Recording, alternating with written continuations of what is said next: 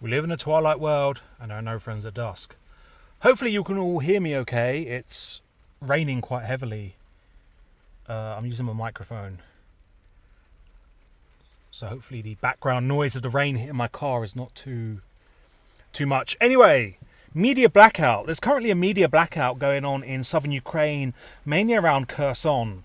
I always find it quite interesting when this happens because, they tell us every minute detail about every other military operation, which is, ridiculous when you think about it. And then now all of a sudden they care about the security of operations. Like, it's just incredible, really, that the dumb masses fall for this. Why is it you tell us about every operation going and then some you don't? Well, it's obviously spotlighting.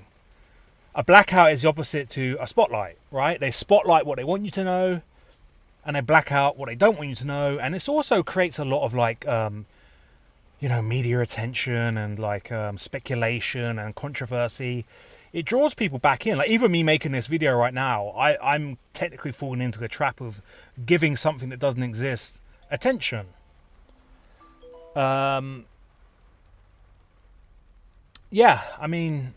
Anyway,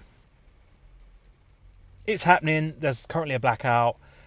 There's a lot of, obviously, rumours and speculation going around via the psychological and warfare weapon that is social media. People are making guesses that it's about them blowing up the hydroelectric dam nearby, which is going to flood the whole area.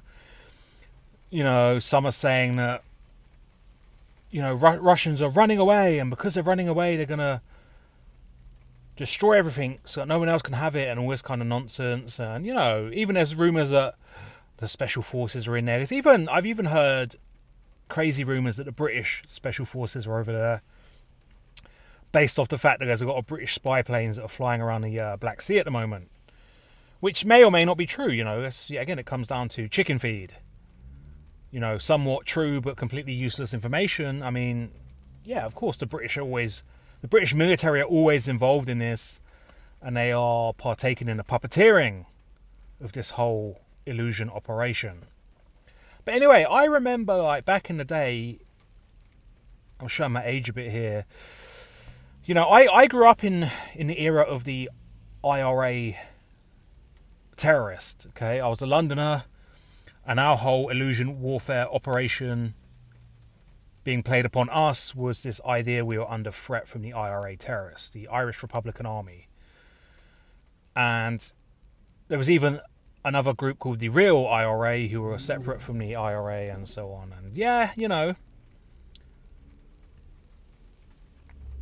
And anyway, I'll talk more about the IRA in a different video. But for this video, I remember all the documentaries saying that how the British establishment eventually beat the IRA is that they basically blacked out all the media regarding the IRA and all of their activities. They made out that they had this great epiphany that, if we starve them of attention and black out all of their activities, and no one will start supporting them, and they will be forgotten about. And it worked. Now, this, of course, is obviously ridiculous. The media, the British intelligence services, they know exactly what they were doing. And of course, if you black out anything regarding a certain group, they're going to vanish. Because, energy flows where attention goes, and if you cut off that attention, they disappear. Now, they knew what they were doing. They gave them a spotlight when they needed to use them as a fictional boogeyman to use on the British public. And then when they were done with this fictional boogeyman, they, blacked them out. But yes, they made out, in the history books, it will be portrayed like they had this great idea of doing this. But no, they've been doing this since the dawn of media. The reason they ended the IRA Boogeyman project is because, obviously, somewhat a year later, 2 years later, we were given our new Muslim extremist terrorist boogeyman, Al Qaeda and the Taliban, which took us into the war on terror, which kept us kept the simulation busy and kept everything going, the military industrial complex, the media, fighting this fictional boogeyman. Damn, man, they got a good 20 years out of that. 20 plus years. And funnily enough, guess what? As they shut down the project that was the war on terror, the Allied forces finally pulled out of Afghanistan. What, not even a year later, the war in Ukraine starts. How convenient. They black out one project, spotlight the next. From the micro to the macro, this is what they do.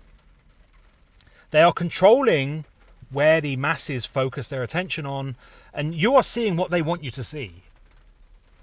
They are showing you exactly what is meant to be shown. And don't be getting fooled by the double bluff when they're making out as a blackout. This is like a falsehood. They're not really blacking anything out. They're just saying they're blacking it out to create drama and controversy and attention around that situation. We live in a twilight world. There are no friends at dusk.